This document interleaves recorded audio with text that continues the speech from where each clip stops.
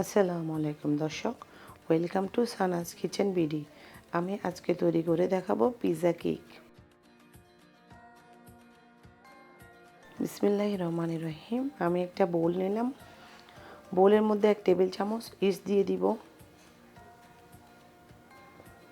Half চা চামচ লবণ দিয়ে দিব, 1 টেবিল চামচ চিনি দিয়ে দিব, 1 কাপ পানি দিয়ে দিব।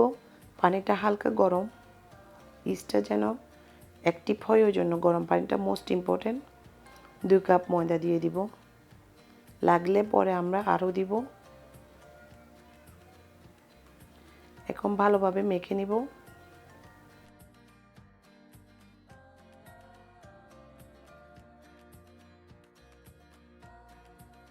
মাখতে মাখতে আমার মনে হলো আরেকটু ময়দা দেওয়ার দরকার। আমি আবারও ময়দা দিয়ে দিলাম। আমার ডোটা সফট হয়ে যাওয়া পর্যন্ত আমি মেখে নিব।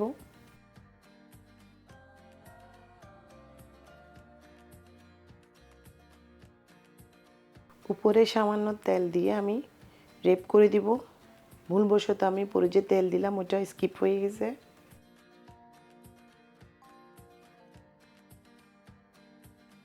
বিশ মিনিটের জন্য রেখে দেব। 20 মিনিট পর আমার ডো ফুলে ডাবল হয়ে গেছে।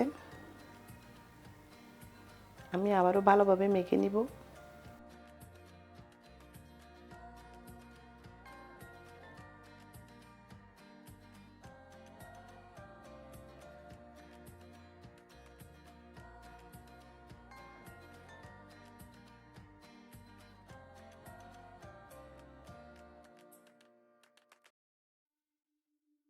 সামান্য ময়দা দিয়ে এখন বেলে নিব।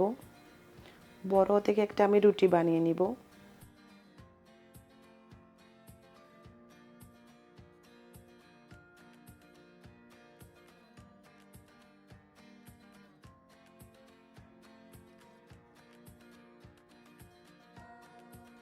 আমি একটা কেকের ডিশ নিয়েছি। এটা মূলত কেক, পিৎজা কেক। বাটার লাগিয়ে নিব। তারপর আমি ডোটা দিয়ে দিব। কিভাবে দিয়েছি আপনারা স্ক্রিনে দেখতে পাচ্ছেন।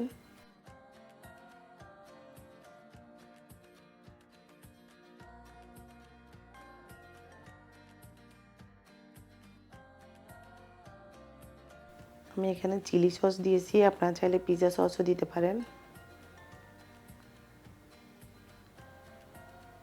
লেয়ারগুলো আসলে নিজের উপর, যে যেমনটি খেতে চাই। আমি আমার পছন্দ মতো দিয়েছি। তারপর চিকেন দিয়ে দিব, সামান্য ক্যাপসিকাম দিয়ে দিব সবুজ, মোজারেলা দিব। চিজ জিনিসটা যত বেশি দিবেন তত বেশি মজা। ঝালের জন্য চিলি ফ্লেক্স দিলাম, আবারও সস দিয়ে দিব, আবারও চিকেন দিব। এভাবে আমি প্রত্যেকটি লেয়ার করে নিব।